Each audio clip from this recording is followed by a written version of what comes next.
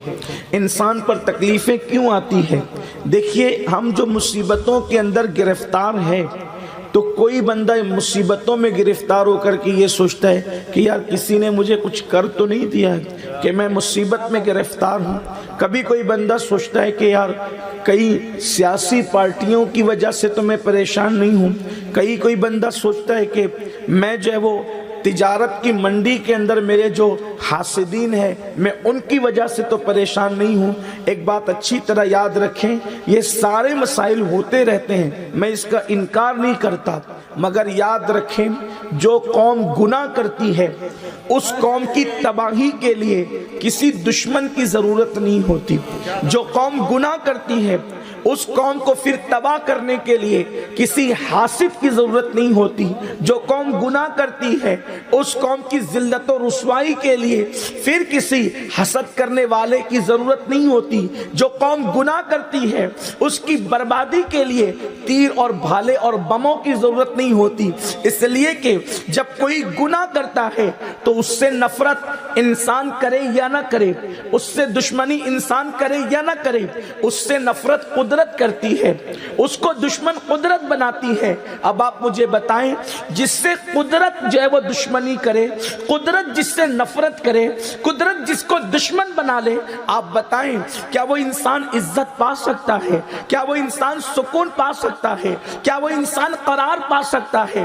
کیا وہ انسان چین کی نیند سو سکتا ہے؟ میرے پیارے آقا صلی اللہ علیہ وسلم کے پیارے دیوانوں، اللہ اکبر، انسان غموں کے اندر زندگی گزار رہا ہے، انسان ڈپریشن کے اندر زندگی گزار رہا ہے، انسان بلاؤں میں زندگی گزار رہا ہے، انسان بے چین ہے۔ کبھی انسان جو ہے وہ باغوں میں جاتا ہے اپنا دل بہلانے کے لیے، مگر باغوں کا بہار بھی، باغوں کا حسن بھی جو ہے اور اس کی بہار بھی جو ہے انسان کے دل کو قرار نہیں دے پاتی، انسان کے دل کو چین نہیں دے پاتی۔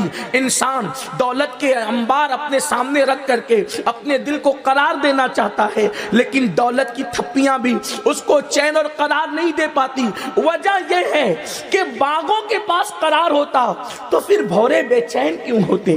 اس لیے کہ آپ تو چند لمحوں کے لیے باغوں میں جا رہے ہیں، لیکن ان بھوروں سے پوچھو وہ بے چین کیوں ہیں؟ میرے پیارے آقا صلی اللہ علیہ وسلم کے پیارے دیوانوں، اگر خوف کا خاتمہ گلستان میں جا کر کے ہوتا تو کلیاں ہر وقت خوف زدہ ہو کر کے، اللہ اکبر، وہ مضطرب ہو کر کے ڈولتی کیوں نظر آتی ہے؟ پتا چلا کہ اللہ نہ گلستان میں چین ہے، نہ غموں کا علاج بہاروں میں ہے، نہ دریاؤں کی سیر میں ہم اپنے دل کو جو ہے خوشیاں عطا کر سکتے ہیں، نہ بستروں پر ہم اپنے آپ کو چین دے سکتے ہیں۔ اچھی طرح یاد رکھنا، خوشی دینے والی ذات کو اللہ کہتے ہیں، عزت دینے والی ذات کو اللہ کہتے ہیں، وقار دینے والی ذات کو اللہ کہتے ہیں، رزق دینے والی ذات کو اللہ کہتے ہیں، عزت دینے والی ذات کو اللہ کہتے ہیں، فقیروں کو بادشاہ بنانے والی ذات کو اللہ کہتے ہیں، ذلیلوں کو تاجدار بنانے والی ذات کو اللہ کہتے ہیں۔ اللہ اکبر، بے قرار دلوں کو قرار عطا کرنے والی ذات کو اللہ کہتے ہیں۔ جب وہ کسی کو چین عطا کرتا ہے تو تپتی ہوئی ریت پر بھی انسان کو سکون کی نیند آتی ہے۔ جب وہ کسی کو قرار عطا کرتا ہے تو بھوکے پیٹ بھی انسان مسکراتا ہوا نظر آتا ہے۔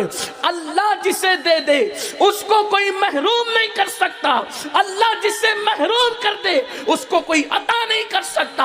اب پتہ چلا ہمارے مسائل کا حل مخلوق کے پاس نہیں ہے، ہمارے مسائل کا حل خالق کی بارگاہ میں ہے۔ میرے پیارے آقا علیہ السلام کے دیوانوں، ہم جو پریشان ہے، کوئی انسان یہ نہیں کہہ سکتا کہ میں سکون سے ہوں۔ اگر وہ یہ کہہ رہا ہے تو شاید وہ اپنی مشکلوں کو بھول رہا ہے۔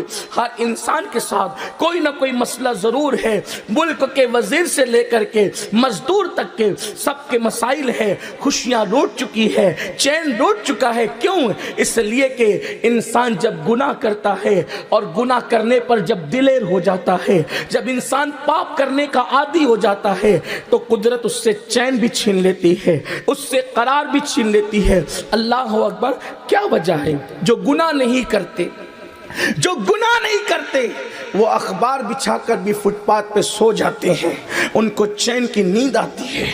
اور کچھ لوگ سیکورٹی کے اندر نرم نرم گدوں پر بھی چار چار نیند کی گولیاں کھا کر کے ان کو چین کی نیند کیوں نہیں آتی؟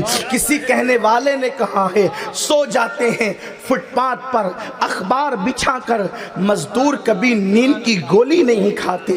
میرے پیارے آقا صلی اللہ علیہ وسلم کے پیارے دیوانوں، آخر کیا بات ہے؟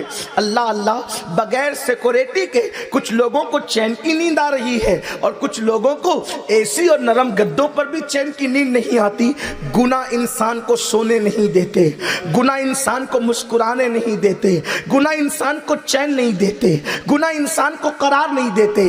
اب پتا چلا کہ ہمارا دشمن کون ہے، ہمارا دشمن کون ہے۔ اگر آج آپ کو اپنا دشمن ڈھونڈنا ہے تو میں آپ کی عدالت میں آپ ہی کے مقدمے کو پیش کرتا ہوں اور آپ سے پوچھتا ہوں ہمارا دشمن کون ہے۔ دیکھو، ہم اپنا دشمن کس کو کہتے ہیں؟ جو ہم سے حسد کر کے ہمارے لیے مصیبت کھڑی کرے اس کو ہم اپنا دشمن کہتے ہیں۔ جو ہمارا چین چھین لے، جو ہمارا قرار چھین لے، ہم اس کو اپنا دشمن کہتے ہیں۔ جو ہماری روزی میں رکاوٹ بنے ہم اس کو اپنا دشمن کہتے ہیں۔ جو ہماری عزتوں میں رکاوٹ بنے ہم اس کو اپنا دشمن کہتے ہیں۔ لیکن آپ سے پوچھتا ہوں، جب انسان گناہ کرتا ہے تو اسے کسی حاسد کی ضرورت نہیں۔ میں کہہ چکا، اب جملے دہرانا نہیں چاہتا، وقت میں قلت گفتگو مکمل کرنا چاہتا ہوں، بارش کا موسم میں چاہتا ہوں کہ جلدی سے اپنی بات مکمل کروں تاکہ آپ بھی اپنے گھر خیر سے پہنچ جائیں اور پھر جو لوگ منتظمین ہیں وہ بھی مطمئن ہو جائیں تاکہ پروگرام خیر سے اختتام کی طرف چلا جائے۔ لیکن آپ کی توجہ، ماؤں اور بہنوں کی توجہ، یاد رکھنا، کوئی حاسد اگر ہم سے اپنی روزی چھیننا چاہے نہیں چھین سکتا، لیکن ہمارے گناہ ہماری روزی ہم سے چھنوا دیتے ہیں۔ کوئی حاسد اگر ہمارا چین ہم سے چھیننا چاہے نہیں چھین سکتا، لیکن ہمارے گناہ ہمارا چین چھین لیتے ہیں، ہمارا قرار چھین لیتے ہیں۔ کوئی حاسد اگر ہمیں ذلیل کرنا چاہے، پوری کائنات کسی ایک انسان کو مل کر ذلیل کرنا چاہے تو بھی ذلیل نہیں کر سکتی، لیکن اس کے گناہ اس کو ذلیل کر دیتے ہیں۔ اب بتاؤ ہمارا سب سے بڑا دشمن کون ہے؟ تو پتا چلا ہم اپنے ہی خود دشمن ہو گئے ہیں، ہم اپنے دشمن خود ہی ہو گئے ہیں۔ ہم گناہ کر کر کے اپنی بنی خود بگاڑ رہے ہیں۔ میرے پیارے آقا صلی اللہ علیہ وسلم کے پیارے دیوانوں، گناہوں کی دیواروں نے، گناہوں کی دیواریں تعمیر کر کے ہم نے اپنے آپ کو اتنا تباہ کیا ہے، اتنا برباد کیا ہے کہ بڑے سے بڑا دشمن ہمیں وہ نقصان نہیں پہنچا سکتا تھا جو نقصان ہمارے گناہوں نے پہنچائے ہیں۔ اور میں یہ بات پورے وثوق کے ساتھ کہتا ہوں، کہانی قصہ نہیں، اللہ کے قرآن کی روشنی میں کہتا ہوں۔ اپنے